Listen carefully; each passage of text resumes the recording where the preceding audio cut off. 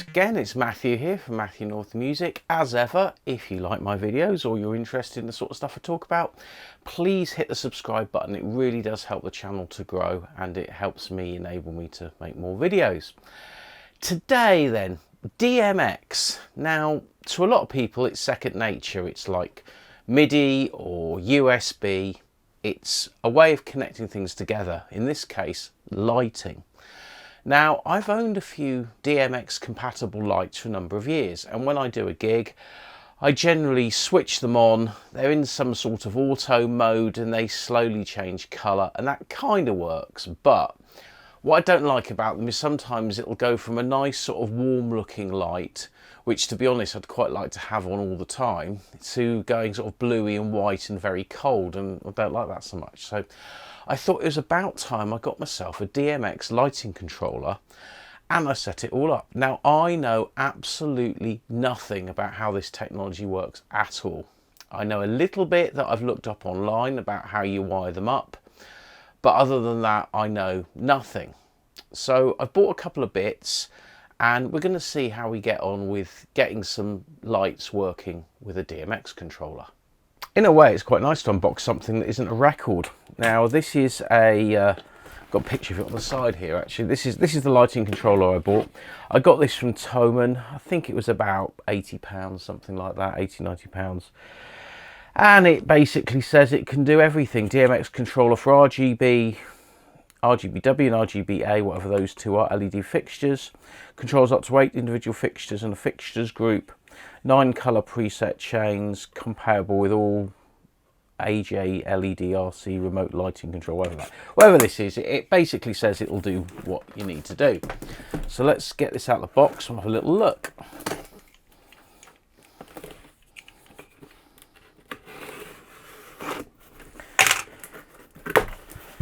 And here it is. And yeah, take it out of the box. And it's obviously been opened before because that packet's open and there's some sort of sensor that's been taken open. So I think this was actually, I did buy it as actually, you know, has already been opened. But yeah, this is it. It's hasn't it's got power supply with it? It should have. Yeah. Yeah, it's got a power supply with it. It's got a European connector, but it did come with an adapter in the box as well, which is in the other room. So that's not a big issue. But yeah, that's our lighting controller. So we got a speed, fade, master dimmer, white dimmer, and then you've got a color palette mix here as well. So what I'm guessing is you can have it in one mode and you can adjust the color palette, and in another mode you can sort of fade things up and down. So, and it's got a chase circuit as well, so you can you know, run sequences and stuff. I think this is kind of designed for musicians anyway. And like it says, it's got an infrared sensor here, which is this thing. Where is it? There. And I think that's designed to use some sort of remote control. I don't think it comes with a remote control. I think that's something you can buy extra, but to be honest, I really don't need a remote control for this. It's got a thing on the back there. It says sound sensitivity. So it's probably got an internal microphone. So you can probably set it just to flash to however music's playing, which is quite handy. Very few connections. You've got DC input and you've got this DMX output. So standard XLR 3-pole connector. And 1 is ground, 2 is data minus, 3 is data plus. So that's like XLR the other way around really. But it doesn't really matter. It's just a data bus at the end of the day.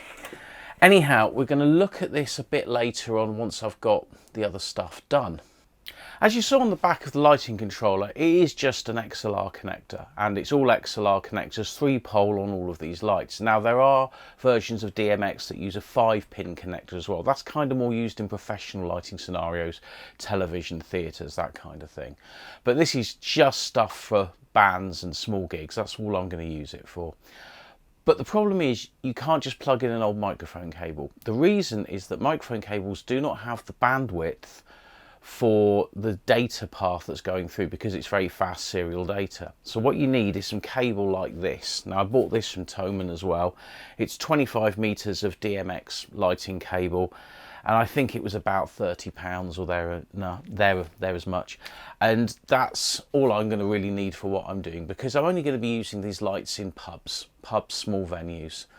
And what I've got is I've got 2 lots of 4 lights. And so what I need to do is I need to make a cable to go from the lighting controller to the first lamp. I then need to make some loop cables to go from lamp 1 to lamp 2 to lamp 3 to lamp 4. And then if I use the other lights, I can then run another cable out of that one, across the stage to the other side, and do the same on the other side. But at the end of the chain, you need a thing called a terminator. Now, a terminator is literally a 120 ohm resistor in an XLR connector, and that just plugs in on the last output of the chain. So that's really easy to make. And what's quite nice about it, actually, when I was looking at the Thomann website, they even showed you a circuit on how to make one. So they're not going to be really tight and try and sell you a terminator when it's something you can make for the cost of an XLR plug and a 2p resistor. Anyhow, what I'm going to do now is I'm going to make up some cable with this. I'm going to make my looping cables, and I'm going to make a short run cable to go from the controller to the lights. In fact, I might just make another looping cable, because I want to keep the maximum length of what I've got left of the cable for going from the lighting controller to the first lamp, and then a loop round to go to the other side of the stage. So I'm not going to bore you with me soldering XLR connectors to the cable, but by the next scene in this video I will have soldered some cables together.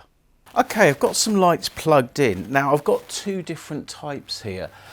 Here this has got some dip switches on, but these are kind of menu driven, so I'm going to close in on the menu and see how we can program these. This light at the moment is set for sound, and if I sort of tap it, you can see it's kind of changes colour because it's got a microphone. Let's put the microphone's there. And it changes colour. Now in the mode setup, you've got a slave mode, you've got an address mode, A and D, and then you've got PR. Now I don't know what these mean, but I'm pretty sure that the A means address, and I think here we can then give it a number, and it kind of goes to 512. So the highest number is 512, the lowest number is 1. So if I call this 2, because this I can call 1, and then we go enter, then that should be set at address 2. And if I move to the next one that I've got here, I'm going to do the same thing. So I'm going to press that, strobe, colour, fill, sound, slave, address. So that's going to be address 1. I'm going to hit enter. So that's 1, 2. This one here then, I'm going to go to address 3, enter. And then we've got this one here, which has got dip switches. For now then, I'm just going to concentrate on the lights here that I've set to 1, 2 and 3. Now, that might not be correct, because I'm not 100% sure if you actually then need to set up more DMX channels to change the colours or not. But we're going to plug in the controller and see what happens. This is our DMX controller, and I did find the adapter for the mains adapter, and I'm just going to switch it on now and see what happens. So I've switched it on and all the lights have come on. They're in like a pattern there, red, green and blue, all on at once. And so if I push the faders up, different things happen. So if I push up the first fader, nothing happens. If I push up the green fader, nothing happens.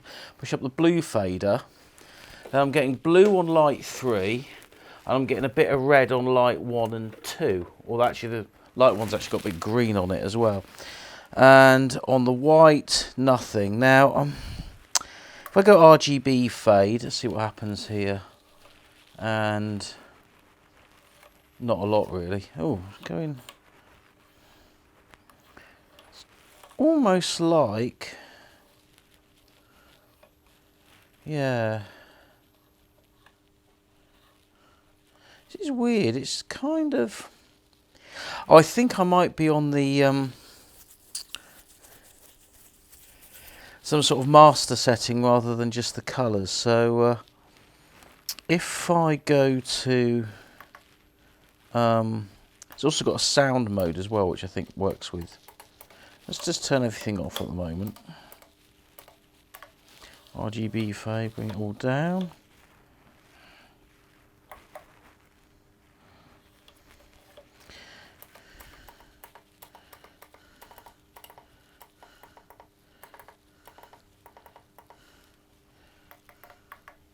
So if I press auto, it's kind of doing something on its own. That's not what I want. What I basically want, manual, there we go.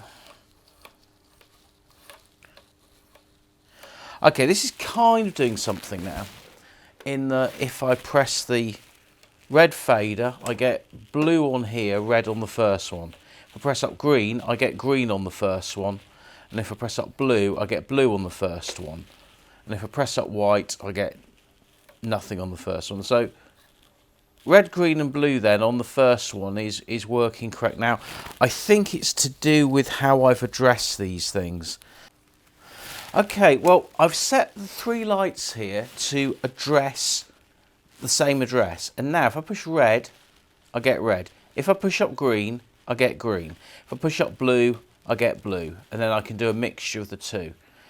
Now, this is pretty much everything I want these lights to do in actual fact. I don't really want to do anything else other than that. But this whole system, it's like a big computer really, and it can do tons, but I have no idea. It's not very intuitive how this works, but by having them all set to A0 and going into the manual RGB mode, I will get the desired effect of being able to fade the lights up to different colours.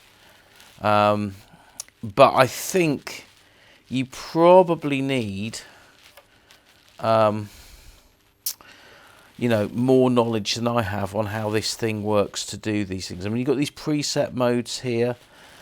So you've got this colour chaser thing.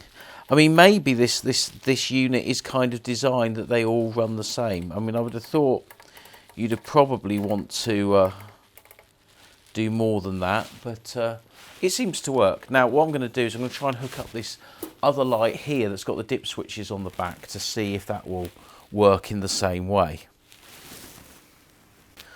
Okay, I think I've made progress now. So the first 3 cans here are all set to the same.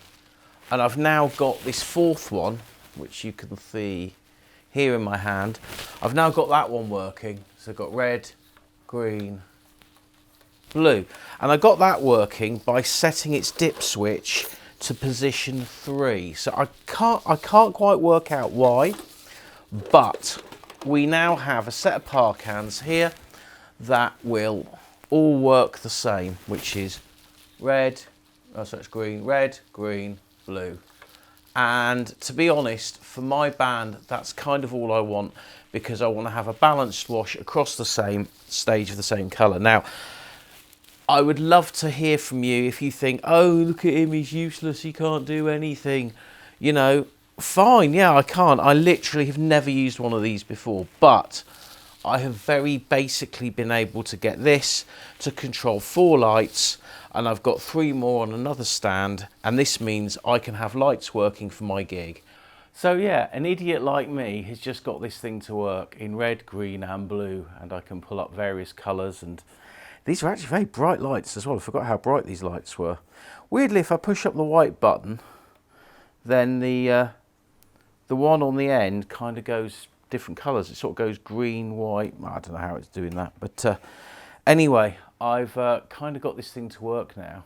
So hope you found this video useful. Again, it's not very in-depth, it's not very detailed. It is literally someone who's never used one of these before, and I've managed to get it to do something very basic. And from this, we should learn how to do more in the future. But for now, this will light up my gig in August, and that's kind of what I wanted to do with it. So, sorry it's not been the most technical of videos, but hopefully, if you've just acquired some DMX lights and a very basic DMX controller, then hopefully this might help you along the way just to being able to plug it all in and get some light coming out of it. Anyway, that's my video for today. Hope you found it of use.